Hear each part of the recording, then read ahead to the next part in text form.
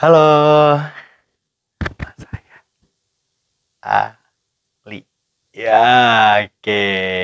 Hai, nama saya Ali. Oke, siapa yang sudah mempraktekkan pelajaran sign language pada part 1? Sekarang di part 2 kita akan memasuki pembahasan yang berbeda tapi masih hubungannya dengan model lagi ya, model yang ada di part 1 yaitu tentang permission, obligation, dan prohibition.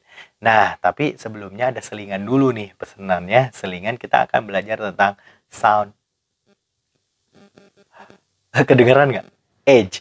Suara edge itu termasuk yang namanya suara unvoiced. Jadi nggak ada getaran, nggak ada ya unvoiced itu bukan tidak bersuara ya, tapi tidak ada getaran, tidak ada gerakan-gerakan dari lidah. Nah, itu namanya unvoiced. Ya, kayak sama z. Nah, itu lidahnya kan geter ya. Kemarin waktu kita belajar sama d sama z. Nah, itu kan. Nah, th sound itu ya. Th sound kok sound. Oke, th sound itu jadi tidak ada yang namanya getaran. Itu disebutnya unvoiced. Jadi ini suara h itu adalah unvoiced. Gimana cara mengucapkannya? Gampang sekali ya. Nah, ini sound h is easy to pronounce. Jadi gampang sebenarnya.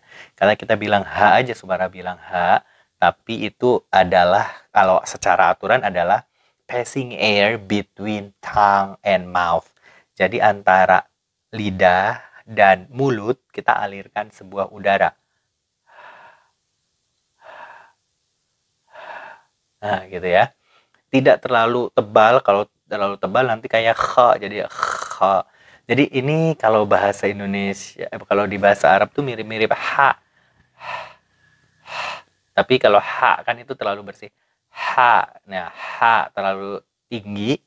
Kalau sound of h ini diantaranya. Kalau terlalu dalam jadi kh. Nah, begitu ya. Untuk mengira-ngira suara age ini datangnya dari mana. Nah, kalau misalnya ini ada apa namanya, the lips and jaw don't affect the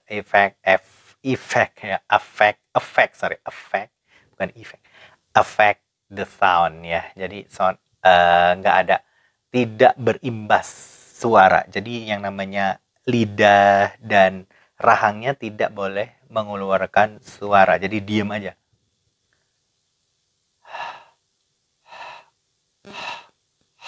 Nah, suara H seperti itu ya. H, bukan kalau H itu terlalu dalam. Oke. Nah, contohnya, jadi ketika misalnya kita mau mengucapkan sebuah huruf vokal atau konsonan gitu ya, vokal kebanyakan di sini kok vokal. Jadi si mulut itu bentuk mulutnya udah mau siap-siap ngomong huruf setelahnya. Contohnya ini. Kalau normal biasa sound of H kan biasa aja. Nah, sekarang mau how.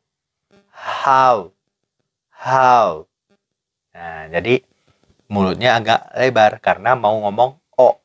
How. Nah, oke. Kemudian hi. Nah, jadi si mulutnya itu udah mau suara A berarti ini ya, walaupun tulisannya I. Kemudian who.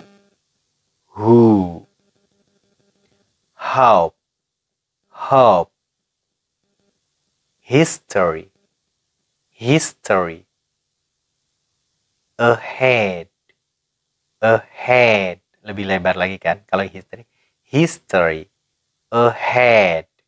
Nah, lebih lebar lagi. Jadi simple sekali sound age ya, simple, gampang pengucapannya. Tapi kalau ngomongin aturannya yang tadi, yang pertama adalah passing air between tongue and mouth. Jadi ada ada angin yang keluar di antara lidah dan mulut. Kemudian bibir dan rahang tidak boleh membuat suara, nggak boleh itu kan si ininya dilebarin gitu ya. Oke. Oke, itu adalah sound age. Sekarang kita akan memasuki pelajaran yaitu tentang permission, obligation, dan prohibition. Oke, nah, jadi ini bahasa Indonesianya, nanti satu-satu aja ya. Oke, tentang permission. Nah, jadi ini sebenarnya fungsi kata-kata model yang tadi di part 1 ini di sini dibahasnya di part 2 ya. Jadi ini can itu termasuknya bagian mana, kemudian nanti yang lain bagian apa. Can and may. Nah, may itu masuknya permission. Oke, gampang ini seperti biasa ya. Permisi berarti ini minta izin ya. Can I borrow pen? Atau may I ask question? Nah, oke, itu permission. Kemudian yang kedua adalah obligation.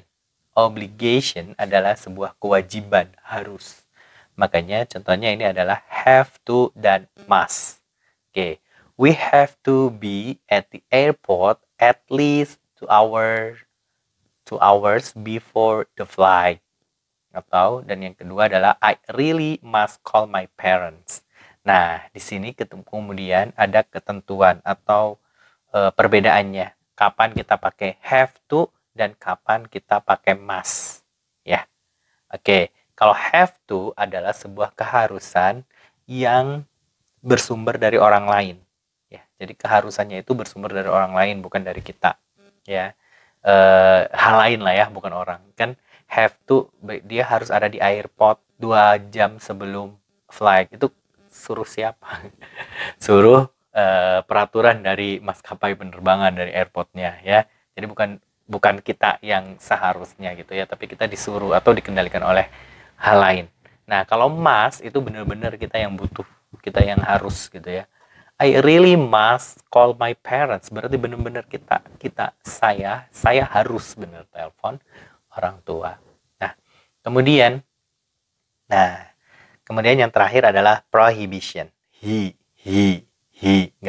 Enggak gitu, tapi he biasa aja. Prohibition.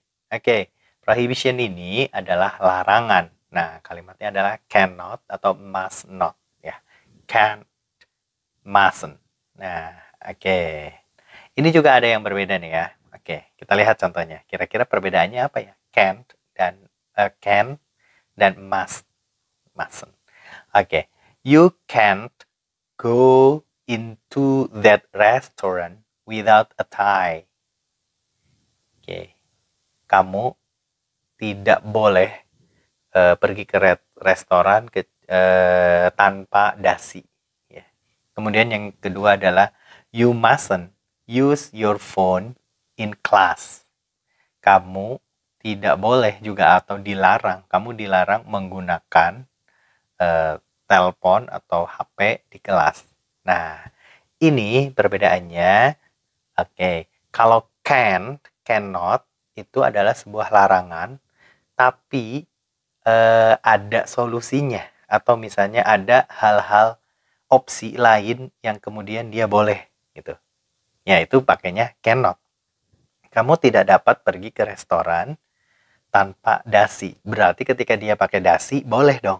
Nah, itu ya cannot. Tapi kalau must not atau mustn't itu benar-benar udah nggak ada opsi lagi gitu ya. Udah istilahnya mah udahlah saklek gitu ya, nggak ada opsi. Kamu dilarang menggunakan telepon atau HP di kelas, ya udah, nggak ada syaratnya. Oh, kalau misalnya HP-nya mati ya enggak juga gitu ya. Atau nggak ada pulsanya enggak juga. Tetap tidak boleh menggunakan HP. Itu perbedaannya cannot dan must not. Oke, alhamdulillahirrabbilalamin. Terima kasih. Sekian pelajaran lesson 9 part 2. Seperti biasa, jika ada kesalahan silahkan tulis di kolom komentar di YouTube-nya ya. Dan jangan lupa subscribe Juara TV. See you. Assalamualaikum warahmatullahi wabarakatuh.